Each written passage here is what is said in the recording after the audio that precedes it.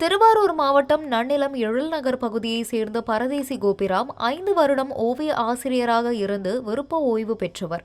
கடையில் உலக வரைபடத்தை வரைந்தது உள்ளிட்ட பல்வேறு ஓவியங்களை வரைந்து சாதனை படைத்தவர். இந்த நிலையில் ஒரு தீக்குச்சியை கொண்டு 2 மில்லிமீட்டர் அகலமும் 2 சென்டிமீட்டர் உயரமும் உடைய சிறிய அளவிலான கலைஞரின் பேனாவை செய்து அசத்தியுள்ளார். மேலும் கலைஞரின் பேனா பேசுகிறது என்ற தலைப்பில் கவிதையும் எழுதியுள்ளார். இந்த பேனாவை தமிழக முதலமைச்சர் ஸ்டாலினிடம் எப்படியாவது கொடுக்க வேண்டும் என காத்து கொண்டிருப்பதாகவும் தெரிவித்துள்ளார். இந்த வீடியோ தற்போது சமூக வலைதளங்களில் வைரலாக பரவி வருகிறது. முத்தமிழறிஞர் கலைஞர் நூற்றாண்டு விழாவிற்கு தமிழக அரசு மெரினாவில் கலைஞரின் பேனாவை நிறுவ உள்ளது. அவ்வகையில் அடியேன் முத்தமிழறிஞர் பேனாவை சிறிய அளவில் செதுக்கியுள்ளேன். அதன் உயரம் 2 மில்லிமீட்டர் அகலமும் 2 சென்டிமீட்டர் உயரமும் உடைய முத்தமிழறிஞர் கலைஞரின் பேனாவை செதுக்கியுள்ளேன். அதில் முக்கிய அம்சம் எழுதக்கூடிய நிப்.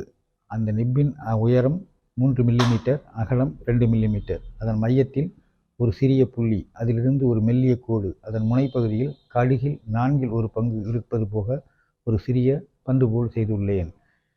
இதையொட்டி ஒரு சிறிய கவிதை.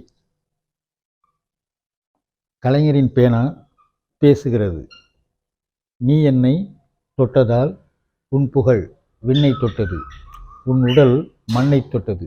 என்னை தொட நீ இல்லையே. நீ விண்ணில் சென்றாலும் மண்ணில் உன் புகழோடு நான் வாழ்வேன். நீ அளித்த மை எனக்கு உணவு, நீ அளித்த மை எனக்கு உணவு. நீ இல்லாமல் நான் உண்பேனா, நீ இல்லாமல் நான் உண்பேனா, அன்புடன் உன் பேனா. அறிஞர்களுக்கு எழுதுகோள் ஒரு தீப்பொறி. தீப்பொறிக்கு காரணம் ஒரு தீக்குச்சி. ஆகையால் ஒரு தீக்குச்சியில் 2 மில்லிமீட்டர் அகலமும் 2 சென்டிமீட்டர் உயரமும் உடைய முத்தமிழ் கலைஞர் பேனாவை செதுக்கியுள்ளேன். இதை தமிழக முதல்வர் மு.க. ஸ்டாலின் அவர்களுக்கு அன்பளிப்பாக கொடுக்க காத்திருக்கிறேன். அதற்கான அனுமதிக்கு காத்து கொண்டிருக்கிறேன். நன்றி, வணக்கம். செய்திகளை உடனுக்குடனும் துல்லியமாகவும் தெரிந்து கொள்ள சப்ஸ்கிரைப் பண்ணுங்க.